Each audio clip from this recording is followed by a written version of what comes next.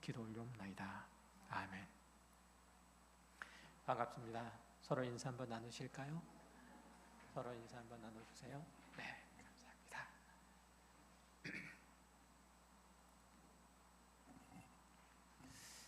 많이 더우시죠? 요즘은 여름이 좀 많이 빨리 와서 한 석 달 정도는 더위 때문에 고생할 걸로 생각이 되는데, 이 더위에 지치지 않도록 몸 건강하시고 또 마음도 건강하시고 정신도 건강하시고 영혼도 건강했으면 좋겠습니다. 지난주에 우리는 성령의 교회에 베푸시는 그 은사의 본질, 그리고 그 광활한 지평에 대해서 함께 말씀을 나눴습니다.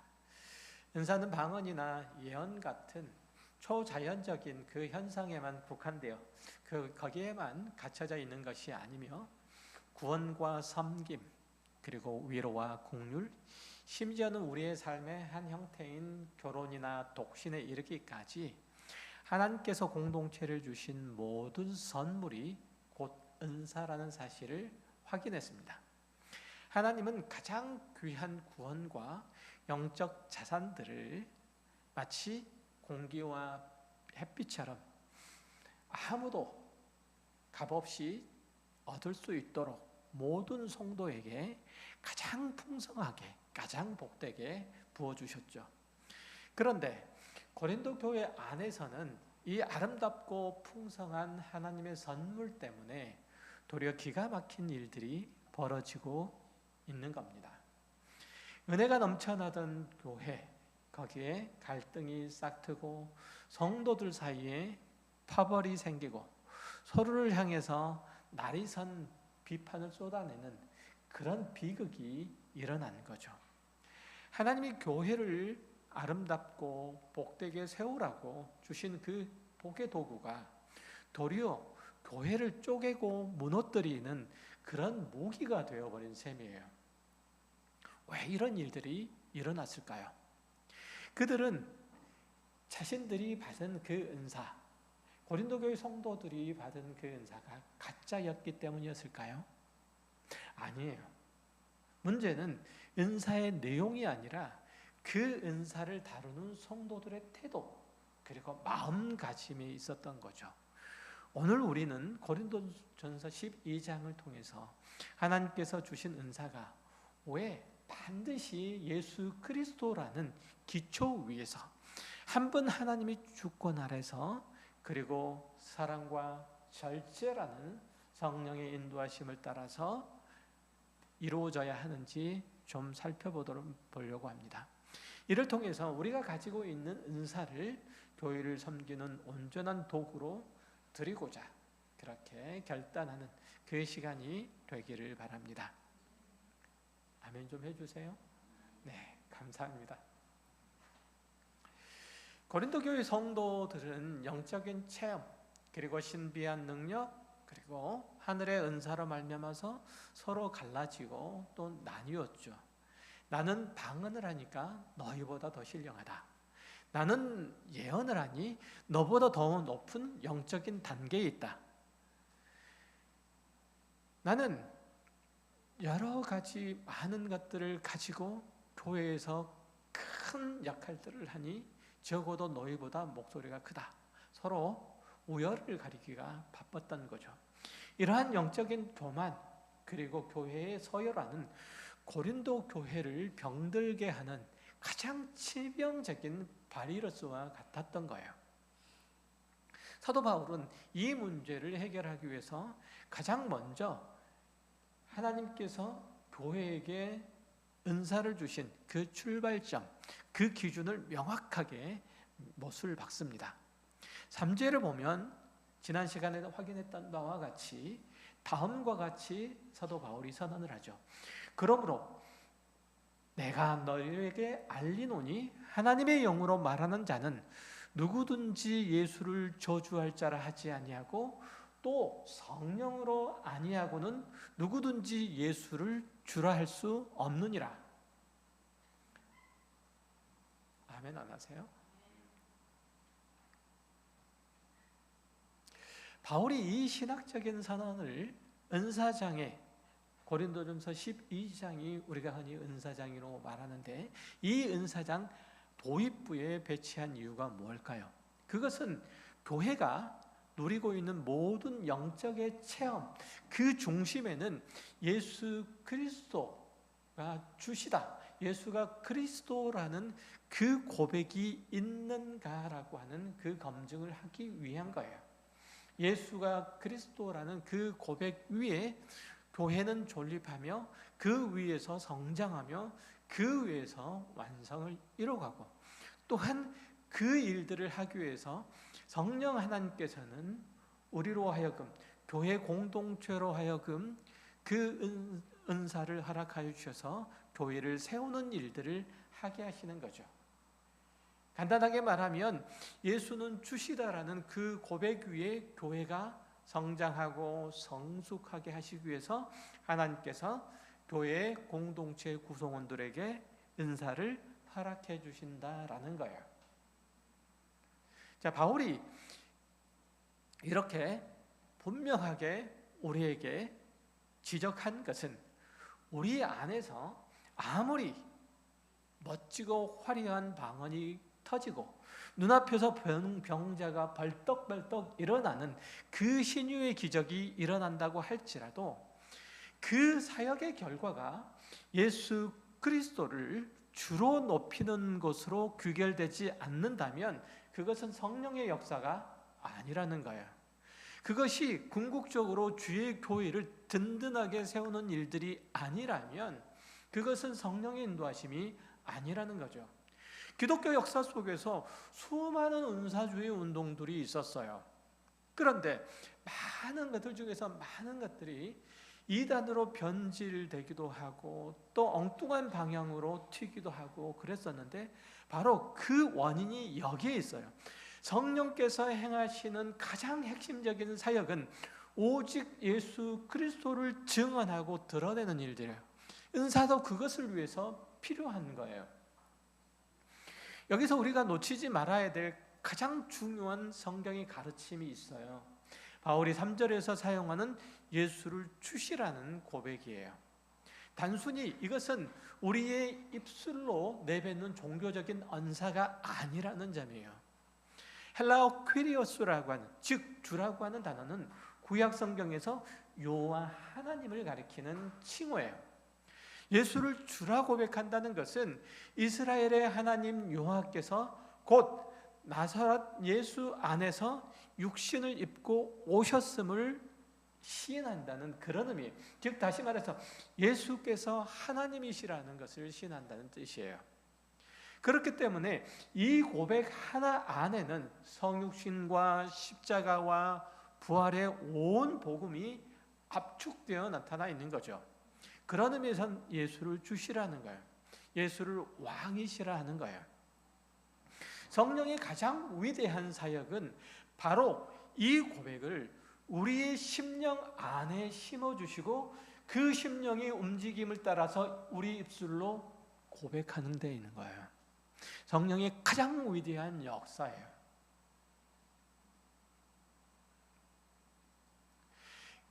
그렇기 때문에 예수를 믿고 하나님의 자녀가 되는 것보다 더 신령한 것은 없고 더 탁월한 은사는 존재하지 않아요. 우리가 예수를 주라고 시인하는 그 순간 우리는 이미 역사상 가장 위대하고 가장 놀라운 초자연적인 성령의 기적을 경험한 거예요.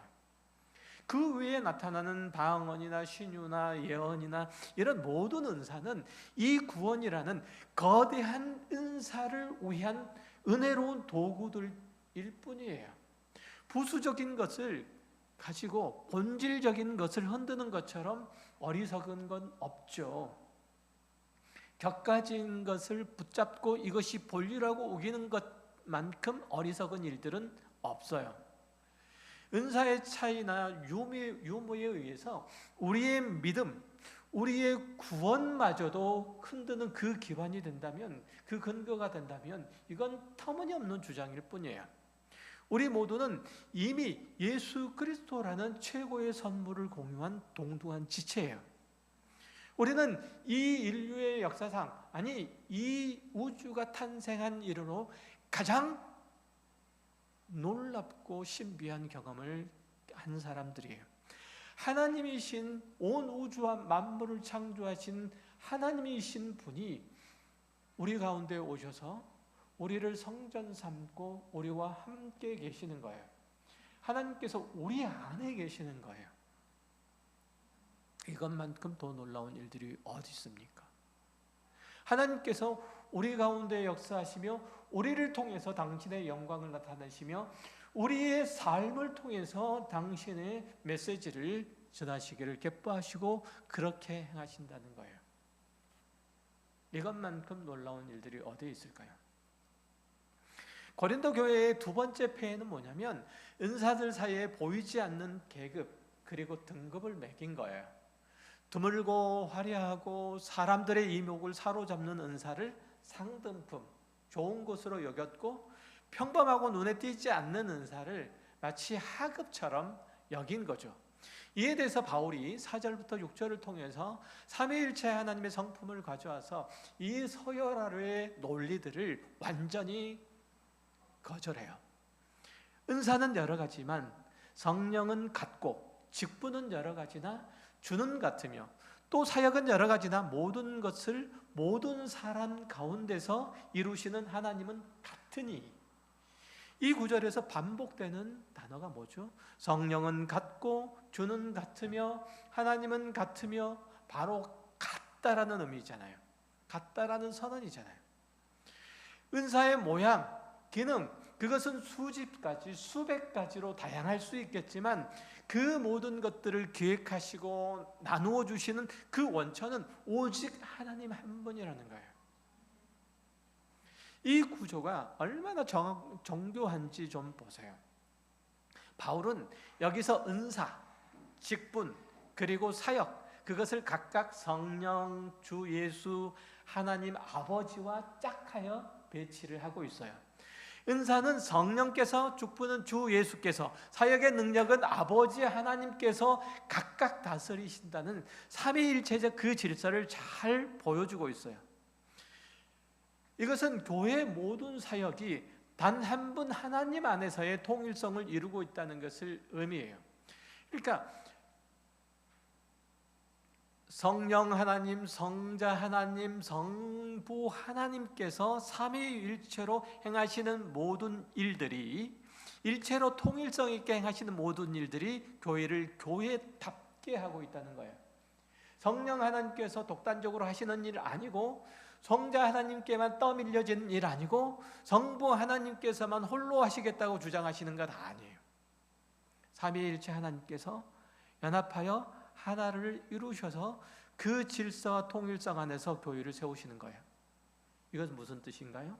교회도 그렇게 통일성 있게 서로 세워가고 완성해가며 또한 온전해져가는 그 과정을 당연히 거쳐야 된다는 뜻이에요. 삼위일체 하나님께서 연합하여 하나로 그 일들을 이루시는 것처럼 교회 공동체도 다 그렇게 하나님께서 주신 은사를 가지고 서로를 섬기며 사랑하며 하나 되며 온전해져 가는 과정을 겪어가야 된다는 거예요. 하나님께서 우리에게 은사를 주신 것은 각각 모자란 것들을 채워서 하나를 이루어 완전하게 하려 하심인 거예요. 이거 하지 않으면 교회는 온전할 수가 없어요. 내게 중요하고 내게 더 높고 내게 더 가치 있고, 그래서 너희 것은 별 소용도 없어라고 얘기하는 것은 마땅하지 않다는 거예요. 은사를 받은 그 성도의 수준, 그 영적인 등급, 그것을 그 받은 은사의 희소성을 가지고 등급을 매길 수 없다는 것을 의미해요. 8절 이하에 등장하고 있는 지혜나 지식, 믿음, 신유, 능력 행함, 예언, 방언, 이런 것들은 이 중에서 좋은 것들을 골라서 사용하고 그 사용한 결과물들을 가지고 뽐내라, 이런 의미가 아니에요. 그렇게 주신 쇼핑 리스트가 아니에요. 모든 다양한 은사들이 결국 한 성령에게서 나왔다는 것을 강조함으로써 그것을 주신 목적이 서로 다르지 않다는 것을 말해요. 고린도전서 4장에서 바울은 은사를 가지고 거들먹거리는 교인들을 향해서 강하게 질책하죠. 내게 있는 것 중에서 받지 아니하는 것이 무엇이냐? 내가 받았은즉 어찌하여 받지 아니한 것 같이 자랑하느냐? 우리가 가진 모든 영적인 역량과 그 재능은 내 노력의 산물이 아니라 철저히 하나님께로부터 부여받은 것이라는 거예요. 대여받은 물건을 가지고 내 것인 양 자랑하면서 이웃을 무시하는 것은 주인의 권위에 도전하는 무례한 행동이에요. 기독교 신앙 가운데서 감사하라, 감사하라, 감사하라는 얘기를 계속 얘기를 하잖아요. 그저 감사할 뿐이죠. 이런 얘기들 입버릇처럼 말하잖아요. 무슨 뜻이에요? 내가 기대하고 소원하는 것보다 더 많은 것을 감사하죠. 내가 노력하고 수고하는 것보다 놀랄 만큼 많이 얻은 것들에 대해서, 다시 말하면 내가 소유하고 누리고 기뻐하는 모든 것들은 다 하나님의 은혜로부터 비롯됐다는 것을 함축적으로 감사하다라는 표현을 하는 거예요. 이것이 내 노력으로 인한 것이 아니라는 뜻이에요. 감사하는 거예요. 그래서 사도 바울과 아볼로를 보세요. 그들은 각자 가지고 있는 탁월한 은사로 고린도 교회를 다양하게 섬겼고 그로 인해서 교회가 큰 유익을 얻었잖아요. 그러나 그들은 그런 위대한 일들을 행하면서도 서로에 대해서 우월감을 가지거나 영향력을 행사하려고 한다거나 교회의 지배권을 가지려고 하지 않았어요. 오직 기록된 말씀 안에서 교회를 위해서 철저히 자신을 낮췄던 거죠. 은사는 자신의 신앙을 자랑하는 장신구가 아니라 교회와 이웃을 섬기는 도구예요. 나뿐만 아니라 나의 가족과 나의 교회를, 이웃을 섬기는 도구예요. 그러게 하시려고 나에게 은사를 주셨어요. 내게 있는 건강으로부터 시작해서 모두 다, 병, 약함까지 다 포함해서 다. 한 분 하나님께로부터 온 선물이라는 사실을 망각하고 공동체의 유익의 목적을 잃어버릴 때 은사는 더 이상 은혜가 아니라 공동체를 파괴하는 재앙이 되고 말죠. 가만 생각을 해보세요. 하나님께서 나에게 물질을 주셨는데 이게 하나님의 선물이요, 공동체를, 가족 공동체를, 그리고 교회 공동체를, 이웃 공동체를 섬기는 그 도구라고 생각하지 않고, 그리고 이것이 내 노력과 내 수고의 결과요, 나만 누려야 될 것이라고 생각한다면 그것은 은사가 아니죠. 재앙이죠. 우리는 한국교회에서 일어났던 수많은 은사주의 운동을, 명함을 잘 기억하고 있어요. 전국 방방곡곡 기도원마다 병을 고치고 방언하고 통변하고 예언기도 받으려고 성도들이 인산인해를 이뤘던 기도원들 많이 있잖아요. 물론 그 중에는 순수한 신앙의 회복도 있었지만 많은 경우에는 부작용을 속출했어요.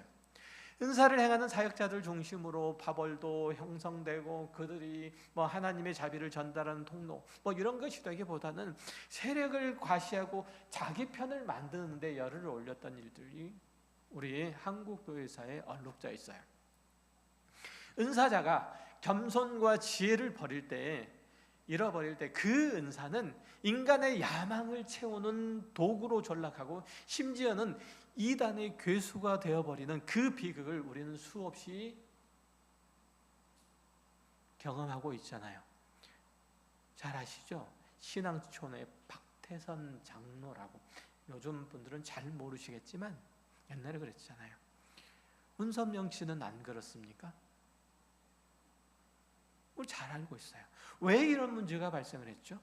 지혜와 사랑이 결여된 채 능력만 과시했기 때문에 그래. 그 모든 일들이 예수 그리스도라는 그 터 위에서 교회를 세우는 일들을 하지 않았기 때문에 그런 거예요.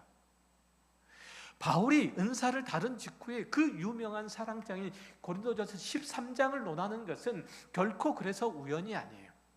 아무리 천사의 말을 하고 산을 옮길 만한 그런 믿음이 있을지라도 지금은 13장을 보면 지금 내가 사랑해 사람의 방언과 천사의 말을 할지라도 이쪽 얘기는 은사를 얘기를 하는 거예요. 그 은사를 가지고 천사의 말을 하고 산을 옮길 만한 그 일들을 한다고 할지라도 그 은사를 가지고 뭐가 없으면, 사랑이 없으면 아무것도 아니요, 소리나는 구리와 울리는 꽹과리에 불과하다 라고 하는 그 외침은 이 맥락 속에서 나온 거예요.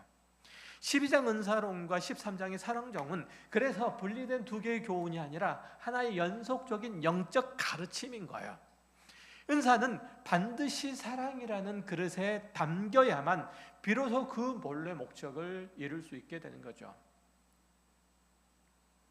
은사를 바르게 사용하기 위해서 성도에게 요구되는 가장 중요한 실천적인 미덕, 그것은 절제와 배려예요. 우리 교회는 은사를 너무 아끼고 너무 이렇게 사용을 안 해서 참 문제인데, 근데 왜 찬양 대 찬양은 안 하시는 거예요? 몇 년째? 한 두 명 있어도, 두 명, 세 명 모여도 찬송가를 찬송한다 할지라도 마음을 다해서 드리는 찬송, 하나님께서 기뻐 받으시는 예배잖아요. 그렇죠? 내가 드리는 이 작은 찬송이 나의 기쁨, 내 자랑을 위해서가 아니라 하나님께 드리는 찬송이라면 거를 수가 없잖아요. 하나님께서 나에게 행하신 일들을 보면 거를 수가 없잖아요. 예배의 참관인, 예배 보러 오는 사람이 아니고 예배를 하러, 예배를 드리러 오는 자, 이 자리를 거릴 수 없잖아요. 그렇죠? 했으면 좋겠어요. 한 명이 더 좋고 두 명이 돼도 좋고, 이것은 천사의 말을 하는 것보다 더 아름답고 복되라고 생각해요. 내가 하나님의 은혜에 감사하고 감격해서 드리는, 나에게 허락하여 주신 작은 은사를 주의 교회를 위해서, 하나님의 영광을 위해서 쏟을 수 있다는 것, 올려드릴 수 있다는 것, 너무나 감사한 일 아닙니까? 그렇죠? 그러니까 개념치 마세요. 조금 힘들고 조금 어렵더라도, 좀 불편하고 조금 시간을 들이더라도 그렇게 가진 은사로 교회를, 예배를 풍성하게 한다. 교회를 아름답게, 내가 작은 들풀처럼, 그렇게 여름철에 피어난 들풀처럼 잠깐 피었다 가더라도 내가 이 자리에서 하나의 들풀로서 하나님의 은혜의 영광을 찬미하는 자리라면 나는 사람들이 크게 기뻐하고 박수갈채를 치고 환호를 하지 않아도 좋다. 나의 이 모든 드리는 영광은 하나님께서 받으실 거다 라는 그런 마음이에요. 부탁드리겠습니다. 대답들을 안 하시네. 집사님이 하실 건가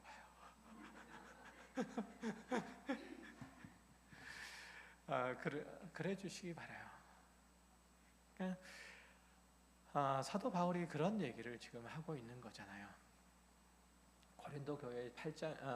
고린도전서 8장을 통해서 우상 제물의 문제를 다루면서 아주 중요한 영적인 원리예요.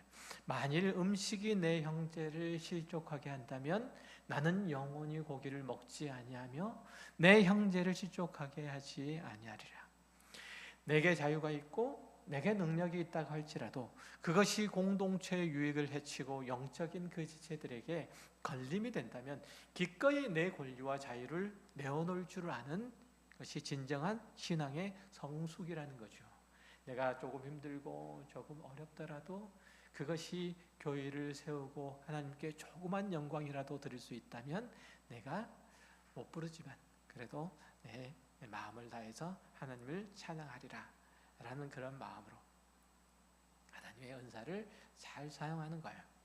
오늘 그리스도인도 이 지점에서 자신의 삶을 돌아봐야 돼요. 신실하다고 자부하는 성도가 공개석상에 나와서 자신의 방종한 생활들을 아무런 문제의식 없이 늘어놓는 모습들을 종종 보게 되죠. 그 행위 자체의 죄의 여부를 따지기 전에 그것이 믿음의 연약한 지체와 다음 세대에게 심각한 걸림돌이 된다면 그것은 이미 사랑의 실패예요. 낱낱이 다 까놓고 내 자유를 과시하는 것이 용기 있는 행동이 아니죠. 기꺼이 교회를 위해서 가릴 것은 가리고 피할 것은 피하는 거죠. 그러니까 내 자유가, 내 지식이 누군가를 실족하게 할 그 위험이 있다면 사랑 안에서 그것을 스스로 제한하고 덮어두는 것, 그것이 진정한 분별이고 배려라는 거예요. 은사도 마찬가지예요. 내 영적인 체험을 자랑하고 내 능력을 증명하고 싶은 그 욕망을 하나님의 질서 아래 굴복시키고 공동체의 덕을 위해서 통제하는 그 절제 영성, 이게 필요해요. 그렇다면 우리는 이 은사를 가지고 구체적으로 교회를 어떻게 섬겨야 할까요? 사도 바울은 11절에서 최종적인 결론을 이렇게 내려요. 이 모든 일은 같은 한 성령이 행하사 그의 뜻대로 각 사람에게 나누어 주시니라. 은사의 배분권은 나에게 있지 아니하고 성령 하나님께 있다는 거죠. 성령께서 각 사람의 분량과 교회의 필요에 따라서 가장 적절한 선물을 나누어 주셨다는 거죠. 그리고 그 목적은 단 하나, 12절에서 말하는 것처럼 하나의 몸을 이루기 위함이에요. 몸은 하나인데 많은 지체가 있고 몸의 지체는 많지만 한 몸인과 같이 그리스도도 그러하다고 얘기를 해요. 교회는 영적인 독불 장군으로 존재할 수 없는 구조예요. 한 사람이 모든 은사를 다 독점할 수 없고 또 그래서도 안 돼요. 눈이 손도로 내가 너를 쓸데없다 하거나 머리가 발더러 내가 너를 쓸데없다 하지 못한다는 거죠. 오히려 우리가 보기에는 약하게 보이는 그 몸의 주체가 도리어 요긴하고 작은 지체를 하나님께서 더욱 귀히 여기신다는 거예요. 여기 나와서 예배 나와서 꾸벅꾸벅 졸고 있는 지체를 하나님께서 귀히 여기신다는 얘기예요. 여기서 우리는 몸이라는 은유가 얼마나 정교한지 좀 묵상할 필요가 있어요. 건강한 몸은 각 지체가 서로의 역할을 인정하고 유지하고 협력할 때, 그럴 때 온전해지죠. 심장이 뛰어야 되고 폐가 숨을 쉬어야 되고 발이 걸어야 하고 손은 일해야 돼요. 어느 하나가 다른 하나를 가리켜서 넌 필요 없어, 이렇게 선언하는 순간 그 몸은 병들기 시작하죠. 교회도 마찬가지예요. 강단에서 말씀을 선포하는 은사만큼 새벽마다 무릎 꿇고 공동체를 위해서 기도하는 은사 귀하죠. 병자를 고치는 그 신유의 은사만큼 낯선 나그네를 따뜻하게 맞이하는 대접의 은사가 중요해요. 화려한 찬양의 인도의 은사만큼 예배 후에 조용히 남아서 교회를 청소하는 은사, 그 섬김의 은사가 하나님 앞에서 동등한 무게를 지녀요. 교회 와서 밥만 먹고 가는 그 은사도 중요해요. 무슨 뜻인지 아시죠? 교회 안에 필요 없는 사람이 없다는 뜻이에요. 우리 가정 안에 1살짜리, 2살짜리 그 애가 뭐 필요합니까? 그렇지 않습니까? 뭐가 뭘 하자고 들면 뭐 필요해요. 그러나 1살짜리, 2살짜리 꼬마는 그 가정에서 가장 중요하게 여김을 받잖아요. 교회는 그런 가정과 같은 거예요. 그래서 졸고만 가도 중요해요. 중요해요. 그가 앞으로 무슨 일을 할지 몰라서가 아니라 그 자체로 아름다운 거예요. 하나님께서 우리라는 존재를 그 자체를 기뻐하시고 즐거워하시고 아름답게 여기시고 예뻐하세요. 그 자체로 뭘 해서가 아니고 하나님께서 그래요.